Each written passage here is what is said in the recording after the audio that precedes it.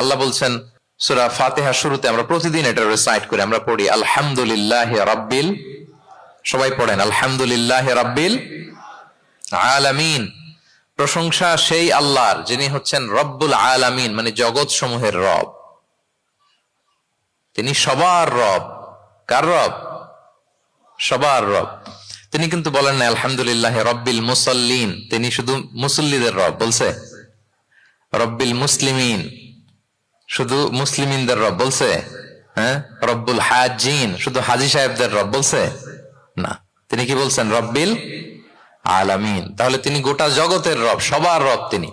ইসলামের দরজা যে সবার জন্য খোলা, দ্য ইউনিভার্সালিটি অফ ইসলাম যে আপনাদেরকে বুঝাচ্ছি আল উমুম, খেয়াল করে দেখেন যে আল্লাহ যখন নিজের পরিচয় দিচ্ছেন তিনি বলছেন আমি সবার রব। তিনি কার রব? তিনি সবার রব। আলহামদুলিল্লাহ রাব্বিল আলামিন। এবং রাসূলুল্লাহ সাল্লাল্লাহু আলাইহি ওয়া আলিহি ওয়াসাল্লামের পরিচয় যখন আল্লাহ তাআলা করায় দিচ্ছেন, তখন আল্লাহ বলছেন ওয়ামা আরসালনাকা ইল্লা রাহমাতাল লিল আলামিন, I have sent you as a mercy for all the worlds. নবী হে, আপনি গোটা বিশ্বের সবার জন্য রহমত। সুবহানাল্লাহ। আল্লাহ বলছে যে শুধু মুসলমানদের জন্য রহমত? কথা বলেন। শুধু আরবদের জন্য রহমত? শুধু সাদা চামড়ার মানুষদের জন্য রহমত? শুধু পুরুষদের জন্য রহমত? রহমত কাদের জন্য বলেন তো দেখি, বুঝে থাকলে। আল্লাহর হাবিব সাল্লাল্লাহু আলাইহি ওয়াসাল্লাম কাদের জন্য রহমত বলেন তো সবাই? সবার জন্য রহমত। দেখেন ইউনিভার্সালিটি অফ ইসলাম, ইসলাম যে সবার জন্য। আচ্ছা, আল্লাহ সবার, রাসূলও সবার। এবার ইসলামের কিতাব কোরআনের দিকে যদি খেয়াল করি, কোরআনের পরিচয় দিতে যে আল্লাহ তাআলা বলেছেন ইন হুয়া ইল্লা যিকরা লিল আলামিন, নিশ্চয়ই কোরআনটা হচ্ছে জগৎবাসীর জন্য যিকরা, উপদেশ, রিমাইন্ডার। তাহলে কোরআনও সবার জন্য নাকি শুধু আমাদের? প্রিয় ভাইরা, কোরআন কি শুধু আমাদের বই? না, এটা হিন্দু ভাইদেরও বই, এটা নাস্তিকদেরও বই, এটা বুদ্ধিস্টদেরও বই, তাদের হেদায়েতের কথাও এখানে আছে। এটা সবার বই, এটার ওনারশিপ সবার, এটা আমাদের সবার। তাহলে দেখেন আমাদের রব সবার, আমাদের রাসূল সবার, আমাদের কিতাব সবার। তাহলে ইসলামে কোনো সংকীর্ণতা নেই, ইসলামে কোনো সাম্প্রদায়িকতা নেই, কোনো সম্প্রদায়ের জন্য ইসলাম আসেনি, ইসলাম এসেছে সবার জন্য। আলহামদুলিল্লাহ পড়েন। তাহলে দ্য ইউনিভার্সালিটি অফ ইসলাম, এটা ক্লিয়ার না সবার কাছে? বুঝতে পেরেছেন ইসলাম কত সহজ, কতটা সহজ আমি আপনাদেরকে বুঝিয়ে বলছি, আপনারা একটু মনোযোগ দিয়ে শুনুন। একটা ছোট্ট হাদিস আপনাদের সাথে শেয়ার করি। ইসলাম কতটা সহজ আপনারা একটু শুনলেই বুঝতে পারবেন। এক সাহাবী আল্লাহ রাসূল সাল্লাল্লাহু আলাইহি ওয়া আলিহি ওয়াসাল্লামের কাছে এসে তিনি বললেন ইয়া রাসূলুল্লাহ হালাকতু ইয়া রাসূলুল্লাহ, হে রাসূল আমি তো শেষ। আমি তো, শুনতেছেন, মনোযোগ আছে? আমি তো শেষ। রাসূল সাল্লাল্লাহু আলাইহি ওয়াসাল্লাম বললেন ওমা আহলাকা, কি হয়েছে তোমার? তো সে বলে ওয়াকাআতু আলা ইমরাআতি ফি রমাদান, আমি তো রমজান মাসে দিনের বেলায় আমার স্ত্রীর সাথে মেলামেশা করে ফেলছি, একেবারে ফাইনাল মেলামেশা, আমার সিমেন আউট হয়ে গেছে বডি থেকে। এজন্য সে অস্থির হয়ে রাসূল সাল্লাল্লাহু আলাইহি ওয়াসাল্লামের কাছে এসে ইয়া রাসূলুল্লাহ আমি তো শেষ, আমারে বাঁচান, আমারে বাঁচান। কি হয়েছে? বলে দিনের বেলায় রমজানে স্ত্রীর সাথে মেলামেশা, ইন্টিমেসি নিষেধ, আমি তো ইন্টিমেসিতে চলে গেছি, আমার কি হবে, আমারে বাঁচান। তো আপনারা জানেন যে ইচ্ছাকৃত যদি কেউ রোজা ভাঙে, আমি আপনাদেরকে বোঝাচ্ছি হচ্ছে ফ্লেক্সিবিলিটি, ইসলাম যে কতটা ফ্লেক্সিবল, এটা আগে মাথায় রাখেন যে what is the essence of flexibility in Islam, কতটা ফ্লেক্সিবল ইসলামের নিয়ম কানুন আর তাইসির। ইচ্ছা করে যদি কেউ রোজা ভাঙে, তার বিধান হচ্ছে তার কাজাও করতে হবে, কাফফারাও দিতে হবে। কাজা মানে একটা রোজার জন্য আরেকটা রোজা, আর কাফফারা হচ্ছে হয় তাকে একটা দাস আজাদ করতে হবে, অথবা তাকে 60টা রোজা রাখতে হবে টানা, অথবা 60 জন মিসকিনকে খাওয়াতে হবে। তো সে যখন এসে বললো ইয়া রাসূলুল্লাহ আমাকে বাঁচান, কি করবো আমি? রাসূল সাল্লাল্লাহু আলাইহি ওয়াসাল্লাম বলেন আচ্ছা ঠিক আছে, তুমি এই কাজ করে ফেলছো, তোমার তো পেনাল্টি হয়েছে। তো পেনাল্টি কি? তো বলে যে রাসূল সাল্লাল্লাহু আলাইহি ওয়াসাল্লাম বলেন যে তুমি একটা দাস আজাদ করে দাও। বলে ইয়া রাসূলুল্লাহ এই সক্ষমতা আমার নাই, আমি দাস আজাদ করবো কোত্থেকে? আচ্ছা এটা পারবা না, তো তাহলে টানা 60টা রোজা রাখো কাফারা হিসেবে, টানা 60 দিন রোজা রাখতে হবে, রমজান চলে যাওয়ার পরে 60 দিন রোজা, এটা রাখো। বলে ইয়া রাসূলুল্লাহ এটাও পারবো না, আমি টানা 60 দিন রোজা আমি রাখতে পারবো না। আচ্ছা এটাও যদি না পারো তাহলে তুমি 60 জন মিসকিনকে খাবার খাইয়ে দাও। এবার সে বলে ইয়া রাসূলুল্লাহ খাবারও খাওয়াতে পারবো না আমি, এই সামর্থ্য নাই। কি বিপদ! দাস আজাদ এটাও পারবা না, টানা 60টা রোজা এটাও পারবা না, 60 জন মিসকিনকে খাবার দিবা তাও পারবা না। তো কি আর করা, বসো, এক পাশে বসো। বসে আছেন, উনি অন্যান্য কাজ সারতেছেন। হঠাৎ এক ঝুড়ি খেজুর রাসূল সাল্লাল্লাহু আলাইহি ওয়াসাল্লামের কাছে আসলো, এক ঝুড়ি সাদাকার খেজুর। আসার পর রাসূল সাল্লাল্লাহু আলাইহি ওয়াসাল্লাম বললেন ওই লোকটা কই যে এই কাজ করে ফেলছে? তাকে নিয়ে আসা হলো। রাসূল সাল্লাল্লাহু আলাইহি ওয়াসাল্লাম বললেন যাও, দাসও আজাদ করতে পারবা না, 60টা রোজাও রাখতে পারবা না, 60 জন মিসকিনকে খাবারও দিতে পারবো না, তাহলে এক ঝুড়ি খেজুর আমার দরবারে আসছে, চ্যারিটির সাদাকার খেজুর, যাও এগুলো গরিবদের মাঝে বিতরণ করে দাও, তাসাদ্দাক বিহা ফিল মাদিনা, মদিনায় বিতরণ করে দাও। এবার সে বলে আলা আফকারা মিন্না ইয়া রাসূলুল্লাহ, এ রাসূলুল্লাহ আমার চেয়ে গরিব কাউকে দিতে হবে? রাসূল ইসলাম বললেন হ্যাঁ, গরিব কাউকে দিবা। বলতেছে এই পুরো মদিনাতে আমার চেয়ে গরিব আর কেউ নাই। কি বিপদ, তোমার চেয়ে গরিব আর কেউ নাই? বলতেছে আমি সবচাইতে মদিনায় গরিব। বলতেছে তাহলে কি আর করবো, যাও তুমিই খাও, নিয়ে যাও বাসায়, তুমি আর তোমার ফ্যামিলির সবাই মিলে এটা খাও। চিন্তা করেন, আসছিল পেনাল্টি দিতে, নিয়ে গেল এক ঝুড়ি, কথা বোঝা নাই, নিয়ে গেল এক ঝুড়ি খেজুর। দেখেন what is the flexibility of Islam. Islam কতটা ফ্লেক্সিবল, মানুষের সুবিধা অসুবিধাকে ইসলাম কতটা গুরুত্ব দেয়। আমরা ইসলামকে বোঝানোর ক্ষেত্রে, এক্সপ্লেইন করার ক্ষেত্রে এগুলো মাথায় রাখি না। তাহলে ইসলামের এই যে ফ্লেক্সিবিলিটি যখন কোনো নন মুসলিম দেখে, এই হাদিস যদি কোনো নন মুসলিম পড়ে, আপনি বলেন সে কি আর অন্য ধর্মে থাকতে পারবে? যে একটা ধর্ম এত ফ্লেক্সিবল হয় কি করে, এত ফ্লেক্সিবল। এভাবে আপনি যদি দেখেন যে রাসূল সাল্লাল্লাহু আলাইহি ওয়াসাল্লাম খুব সহজ করে দিন ইসলামকে উপস্থাপন করেছেন। কাউকে যখন তিনি কোনো দায়িত্ব দিয়ে কোথাও পাঠাতেন, তখন তিনি একটা বিখ্যাত কথা বলে দিতেন। সবসময় বলতেন যে বাশশিরু ওয়ালা তুনাফিরু, ইয়াসসিরু ওয়ালা তুআসসিরু। তোমরা মানুষকে সুসংবাদ দাও দিনের ব্যাপারে, মানুষকে ভয় দেখিও না, দিন থেকে ভাগিও না। ইয়াসসিরু, তোমরা দিনকে সহজ করে প্রেজেন্ট করো, ইসলামকে জটিল করে মানুষের সামনে কখনো প্রেজেন্ট করো না। ফ্লেক্সিবিলিটি। আল্লাহ রাসূল সাল্লাল্লাহু আলাইহি ওয়া আলিহি ওয়াসাল্লাম তিনি একবার মসজিদে নববীতে বসা, এক বেদুইন আসলেন। বেদুইন, নোমাডিক গায়, বেদুইন যার মধ্যে সভ্যতার ছোঁয়া লাগেনি। তো সে মসজিদে ঢুকেই উঠে চড়ে আসলেন, উটটাকে মসজিদের পিলারের মধ্যে বেঁধে রাসূল সাল্লাল্লাহু আলাইহি ওয়াসাল্লামকে সালামও দিচ্ছে না। কি দিচ্ছে না? সালামও দিচ্ছে না, কথাও বলতেছে না। মসজিদে ঢুকে পিলারের মধ্যে উটটাকে বেঁধে 2 রাকাত নামাজ পড়া শুরু করছে। 2 রাকাত নামাজের পরে দোয়া করতেছে। কি দোয়া জানেন? দোয়ায় বলতেছে আল্লাহুম্মা আরহামনি ওয়া মুহাম্মাদা ওয়া লা তারহাম মা'আনা আহাদা। মানে আল্লাহ তুমি শুধু আমাকে রহম করো আর মুহাম্মদ সাল্লাল্লাহু আলাইহি ওয়াসাল্লামকে রহম করো, আমাদের দুইজনের সাথে আর কাউরে তুমি রহম করো না। বেদুইন হলে যা হয়, তার যে এটিকেটস অফ দোয়া, দোয়ার যে আদব, অন্যের জন্য দোয়া করলে যে নিজের লাভ, এটা ভুলে গেছে। আপনারা এটা জানেন তো যে অন্যের জন্য দোয়া করলে লাভ? জানেন? আপনি যদি এক ভাইয়ের জন্য দোয়া করেন যে আল্লাহ সে অসুস্থ, তুমি তাকে সুস্থ করে দাও, ফেরেশতারা বলতে থাকে আল্লাহ যিনি এই দোয়াটা করলেন তার কোনো অসুস্থতা থাকলে আগে তুমি তাকে সুস্থ করে দাও। ধরেন যে আপনার এক ভাই দারিদ্রের কষাঘাতে জর্জরিত, টাকা পয়সা না, আপনি দোয়া করলেন যে আল্লাহ আমার ভাইটা আর্থিক সমস্যায় আছে, তার আর্থিক সমস্যা দূর করে দাও। ফেরেশতারা দোয়া করে আল্লাহ যিনি দোয়া করলো তার যদি আর্থিক সমস্যা থাকে তুমি আগে তার আর্থিক সমস্যা দূর করে দাও। সুবহানাল্লাহ, সুবহানাল্লাহ বিহামদি। তো এক লোক এই হাদিসের ফজিলত শুনে ইফতারির পূর্ব মুহূর্তে, যেহেতু দোয়া কবুল হয়, তার ওয়াইফ ইফতারি তৈরি করতেছে, এই হাদিসের ফজিলত শুনে এক লোক তার বন্ধুর জন্য দোয়া করতেছে যে আল্লাহ আমার বন্ধুটার তো এখনো বিয়ে হয় নাই, তুমি সুন্দরী রূপবতী একটা স্ত্রীর ব্যবস্থা করে দাও আল্লাহ আমার বন্ধুর। এই দোয়া শুনে তার স্ত্রী তো রেগে মেগে আগুন, সেই ইফতারি রেখে দিয়ে এসে বলে এই এত বড় সাহস, কি দোয়া করো এসব উল্টা পাল্টা। স্বামী বলে কি দোয়া উল্টা পাল্টা, কি দোয়া করলাম? আমি তোমার বন্ধুর জন্য দোয়া করছি যে আল্লাহ তারে তুমি রূপবতী সুন্দরী স্ত্রীর ব্যবস্থা করে দাও। তো ওয়াইফ বলে এই তুমি কি মনে করছো আমি হাদিসটা জানি না যে অন্যের জন্য ভালো কোনো দোয়া করলে আগে এটা নিজের জন্য কবুল হয়? সুবহানাল্লাহ। দেখেন ইসলামের বিধান কত সুন্দর। আপনি অন্যের কল্যাণ কামনা করলে এটা, এই কল্যাণ ফিরে আপনার দিকে আসে আগে। সুবহানাল্লাহ। তো ওই বেদুইনের এটা জানা ছিল না, সে এসে দোয়া করতেছে আল্লাহুম্মা আরহামনি ওয়া মুহাম্মাদা ওয়া লা তারহাম মা'আনা আহাদা। আল্লাহ তুমি শুধু আমারে রহম করো আর মুহাম্মদ সাল্লাল্লাহু আলাইহি ওয়াসাল্লামকে রহম করো, আমাদের দুজনের সাথে আর কাউরে রহম করো না। রাসূল ইসলাম তাকিয়ে বলেন হায় রে, একটা প্রশস্ত বিষয়কে সে সংকীর্ণ করে ফেললো। আফসোস করে বলতেছে, কারণ আল্লাহর দরবারে রহমের কি কোনো ঘাটতি আছে বলেন তো? আল্লাহর দরবারে রহমতের কোনো কমতি আছে? নাই। রাসূল ইসলাম বলে সে তো সবাইকে ইনক্লুড করতে পারতো। আচ্ছা গেল, দোয়া শেষে এবার সে মসজিদে নববীর মাঝখানে বসে পেশাব করা আরম্ভ করছে। এবার তো সাহাবারা রেগে মেগে আগুন, কি এত বড় সাহস, মসজিদে নববীর মাঝখানে পেশাব, সবাই উদ্ধত হচ্ছে, তাকে মারতে যাবে। রাসূল ইসলাম সবাইকে সামলালেন, থামালেন, বললেন দাও, রাখো, ছাড়ো, আগে সারতে দাও। কারণ কেউ যখন ওয়াশরুম সারে মাঝখানে তাকে ডিস্টার্ব করা যায় না, এটা তার ক্ষতি হবে। রাসূল ইসলাম বললেন রাখো, লেট হিম পাস ইউরিন, তাকে কাজ সারতে দাও। সে কাজ সারলো। এবার রাসূল ইসলাম বললেন ও হারিকু আলা বাউলিহি সাজলান মিন মা, তার পেশাবের উপর এক বালতি পানি ঢেলে দাও, দিয়ে ফেললো। এবার রাসূল সাল্লাল্লাহু আলাইহি ওয়াসাল্লাম বললেন ইন্নামা বুইসতুম মুয়াসসিরিন ওয়া লাম তুবআসু মুআসসিরিন।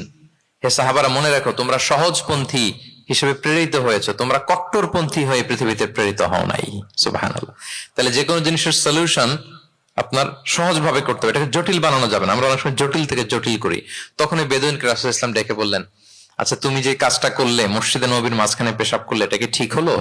তুমি কি জানো এটা আল্লাহর ঘর, এটা আমাদের মদিনার কমিউনিটির ইবাদতগাহ, এখানে আমরা আল্লাহর ইবাদত করি, আল্লাহর জিকির করি, আল্লাহর কিতাব তেলাওয়াত করি, এটা কি তোমার ঠিক হলো? এইভাবে যখন আদর দিয়ে পরম মমতায় তাকে বুঝিয়ে বলা হলো, সে লজ্জিত হয়ে মাথা নিচু করে ফেললো। সুবহানাল্লাহ। রাসূল সাল্লাল্লাহু আলাইহি ওয়াসাল্লামের কাছে ক্ষমা চাইল। তাহলে প্রিয় সুধী, আপনি কোমলতা, ভালোবাসা দিয়ে যা জয় করতে পারবেন, কঠোরতা দিয়ে সেটা পারা যায় না। খেয়াল রাখবেন, ভালোবাসা দিয়ে যেভাবে আপনি মানুষের হৃদয় জয় করতে পারবেন, কঠোরতা দিয়ে পারবেন না। এজন্য ইসলাম ফ্লেক্সিবিলিটিতে বিশ্বাস করে। ফ্লেক্সিবিলিটি, লা ইউকাল্লিফুল্লাহু নাফসান ইল্লা উসআহা। আল্লাহ সাধ্যের বাইরে কাউকে কখনো কিছু চাপিয়ে দেয় না। এজন্য ইসলামকে সহজ করে উপস্থাপন করতে বলেছেন তিনি। মুআয ইবনে জাবাল রাদিয়াল্লাহু তাআলা আনহুকে রাসূল সাল্লাল্লাহু আলাইহি ওয়াসাল্লাম একবার ইমাম বানিয়ে পাঠালেন একটা এলাকায়। তো ওই এলাকার লোকেরা ছিল শ্রমজীবী সাহাবী, শ্রমজীবী। উট ব্যবহার করে সেখান থেকে কুয়া থেকে পানি নিয়ে খেজুর গাছের মধ্যে দিত। সারাদিন যখন কষ্ট করতো, হার্ড ওয়ার্কিং করতো, বিকেলে ক্লান্ত হয়ে পড়তো। তো উনি মাগরিবের নামাজে সূরা বাকারা দিয়ে একবার তেলাওয়াত শুরু করলেন। সূরা বাকারা কোরআনের সবচাইতে ছোট সূরা নাকি সবচাইতে বড়? তো উনি যখন বাকারা দিয়ে নামাজ শুরু করলেন, এক শ্রমজীবী সাহাবী এসে আর কন্টিনিউ করতে পারছেন না, এত লম্বা কেরাত কিভাবে পারবেন, তো ক্লান্ত, শ্রান্ত, পরিশ্রান্ত। উনি রেগে নামাজ ছেড়ে দিয়ে একা একা নামাজ পড়ে রাসূল সাল্লাল্লাহু আলাইহি ওয়াসাল্লামের কাছে যে অভিযোগ করলেন, নালিশ করলেন। বললেন, ইয়া রাসূলুল্লাহ, দেখেন এমন একজনকে ইমাম করে আমাদের এলাকায় অ্যাসাইন করেছেন, উনি মাগরিবের নামাজে পড়তেছেন সূরা বাকারা, আর আমরা সবাই শ্রমজীবী, কৃষিজীবী মানুষ। রাসূল সাল্লাল্লাহু আলাইহি ওয়াসাল্লাম রেগে গেলেন। মুআয ইবনে জাবালকে ডেকে বললেন, মুআয আফাতানুন আনতা ইয়া মুআয, তুমি কি ফিতনা ছড়াচ্ছ সমাজে? তোমাকে পাঠিয়েছি কমিউনিটির ইউনিটি ধরে রাখার জন্য। আফাতানুন আনতা ইয়া মুআয, হে মুআয, তুমি কি সাব্বিহ ইসমা রাব্বিকাল আ'লা এই সূরা পারো না? ওয়াশ-শামসি ওয়া দুহাহা এই সূরাটা পারো না? ওয়াদ-দুহা ওয়াল-লাইলি ইযা সাজা এটা মুখস্থ নাই? এই ছোট ছোট সূরাগুলো থাকতে তুমি বাকারা দিয়ে পড়তে গেলা কেন? সুবহানাল্লাহ, সুবহানাল্লাহ, আল্লাহু আকবার। দেখেন ইসলাম কতটা ফ্লেক্সিবিলিটিতে বিশ্বাসী। সহজ করে ইসলাম সবকিছু উপস্থাপন করে। এজন্য নন মুসলিমরা যখন দেখে যে ইসলামের মধ্যে এরকম ফ্লেক্সিবিলিটি আছে, তারা ইসলামের প্রতি আকৃষ্ট হয়। আলহামদুলিল্লাহ। আচ্ছা বলেন তো, বিয়েতে মোহরানা দেয়া কি?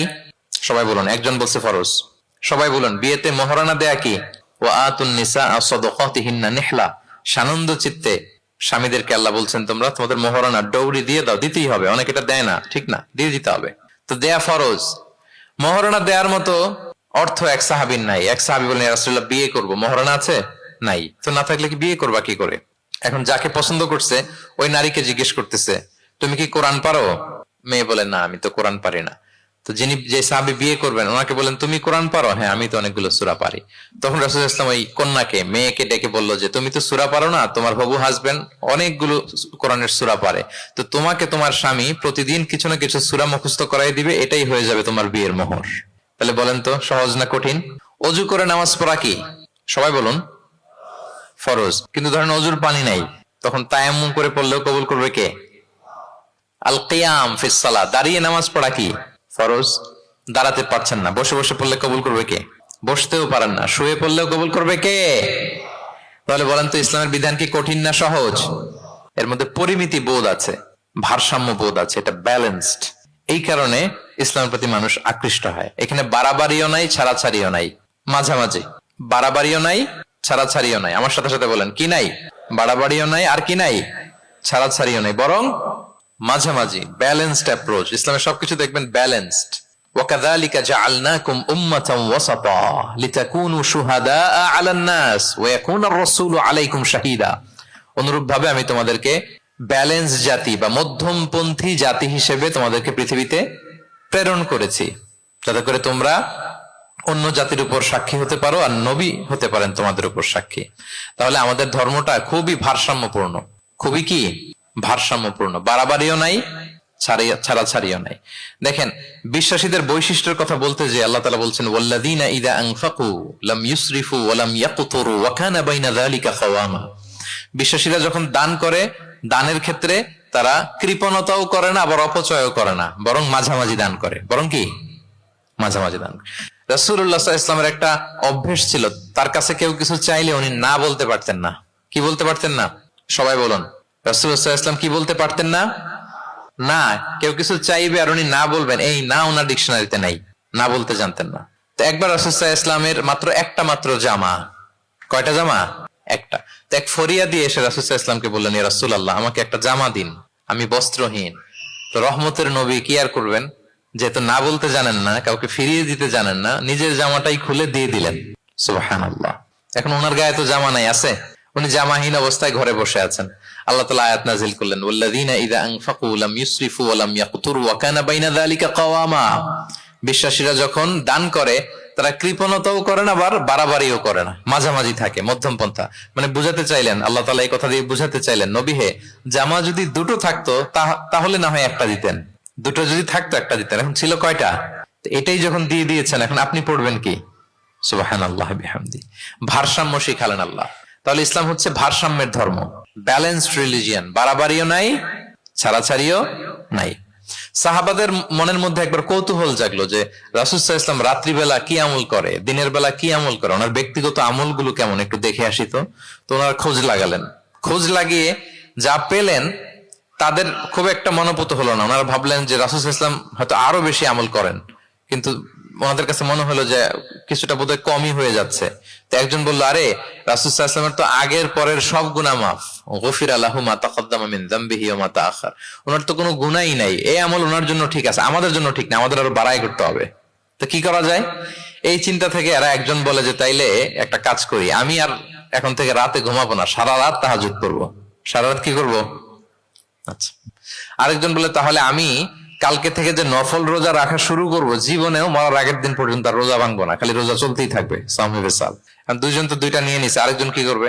আরেকজন বলে তোরা যা করছস, আমি এক কাজ করি, আমি আর আমার স্ত্রীর কাছেই যাব না, সন্ন্যাসী হয়ে গেলাম, আর বউদের কাছে যাব না, সন্ন্যাসী জীবন, খালি আল্লাহ বিল্লাহ, ইবাদত, জিকির, আজকার, দোয়া দরুদ পড়তে পড়তে জীবন শেষ করে দিব। তিনজন তিনটা নিয়ে নিল। এই কথা যখন রাসূলুল্লাহ সাল্লাল্লাহু আলাইহি ওয়া আলিহি ওয়াসাল্লাম তিনি শুনলেন, তিনি অপছন্দ করলেন। তিনি বললেন, মা বালু আকওয়ামিন ইয়াকুলুনা কাযা ওয়া কাযা। তোমাদের কি হলো? ডাকলেন, সমাবেশ করে বলেন, এই নাম ধরে বলতেন না। তিনি কিভাবে মানুষকে কারেক্ট করতেন দেখেন, সংশোধন করতেন। এই তুমি নাকি এটা বলছো, দাঁড়াও আব্দুল্লাহ, এই আব্দুর রহমান তুমি দাঁড়াও, এই আব্দুল করিম, তিনজনেই তিন খারাপ কাজ করছো। এইভাবে সংশোধন করতেন না, কারণ নাম ধরে দাঁড় করালে তারা তো অন্যদের সামনে অপদস্থ হবে। কি বলেন, ঠিক কিনা? নাম না ধরে তাদের কাজ নিয়ে বললেন যে মা বালু আকওয়ামিন ইয়াফআলুনা কাযা ওয়া কাযা, মা বালু আকওয়ামিন ইয়াকুলুনা কাযা ওয়া কাযা। আচ্ছা, তোমাদের মধ্যে কয়েকজন নাকি এই কাজের ঘোষণা দিছো, তোমাদের মধ্যে কয়েকজন। তাহলে যেই তিনজন দিছে এরা তো বুঝে ফেলছে যেগুলো আমাদের কি বলতেছে, ঠিক কিনা বলেন? আর বাকিরাও সতর্ক হয়ে গেল। এবার রাসূল সাল্লাল্লাহু আলাইহি ওয়াসাল্লাম বললেন, না, তোমাদের এই কাজটা ঠিক হয়নি। ইন্নী লা আখশাকুম লিল্লাহি ওয়া আতকাকুম লাহু। তোমাদের মধ্যে আমি নবী সবচেয়ে বেশি আল্লাহকে ভয় করি, আমি সবচেয়ে বড় মুত্তাকি। কই, আমি তো রাতে ঘুমাই আবার তাহাজ্জুদ পড়ি, কিছু সময় ঘুমাই কিছু সময় তাহাজ্জুদ পড়ি। এই ভারসাম্য রেখে জীবন চালাতে আমার তো তাকওয়ার কোনো ক্ষতি হয় না। আমি তো স্ত্রীদের সাথে মিশি, আমার তো কোনো সমস্যা হয় না। আমি মাঝে মাঝে নফল রোজা রাখি সোম বৃহস্পতি, বাকি দিনগুলোতে দিনের বেলা আমি খাই। কই, এই ভারসাম্যপূর্ণ জীবন আচরণে আমি নবী হয়ে তো আমার কোনো সমস্যা হয় না, তোমাদের তো সমস্যা কোথায়? সুবহানাল্লাহ। তাহলে রাসূল সাল্লাল্লাহু আলাইহি ওয়াসাল্লামের চাইতে যদি কেউ বড় মুত্তাকি হতে চায়, হতে পারবে বলেন তো? না। সেই নবী রাতে কখনো নির্ঘুম থাকতেন না, only accept the last 10 days of Ramadan. রমাদানের শেষ 10 রাতে রাসূল সাল্লাল্লাহু আলাইহি ওয়াসাল্লাম ঘুমাতেন না। আর সারা বছরের রুটিন হচ্ছে এশার পরেই ঘুম দিয়ে এরপর রাসূল সাল্লাল্লাহু আলাইহি ওয়াসাল্লাম শেষ রাতে তাহাজ্জুদ পড়তেন। মানে ঘুমোতেন আবার নামাজ পড়তেন, ব্যালেন্সড। ইবাদত করতেন, স্ত্রীদের সাথেও মিশতেন, মাঝে মাঝে রোজা রাখতেন, আবার মাঝে মাঝে না রেখে খাবার খেতেন দিনের বেলা। সুবহানাল্লাহ। তাহলে এটাকে বলে the balanced approach of Islam. আরবিতে বলে আল ওয়াসাতিয়াতু ওয়াল ইতিদাল, মানে মধ্যমপন্থী থাকা, ভারসাম্যপূর্ণ থাকা। ইসলামের অনন্য একটা বৈশিষ্ট্য হচ্ছে এই আল ওয়াসাতিয়া, মানে দ্য ব্যালেন্সড অ্যাপ্রোচ, ভারসাম্যপূর্ণ জীবন বিধান। এগুলো যখন অমুসলিমরা দেখে তারা অবাক হয়ে যায়।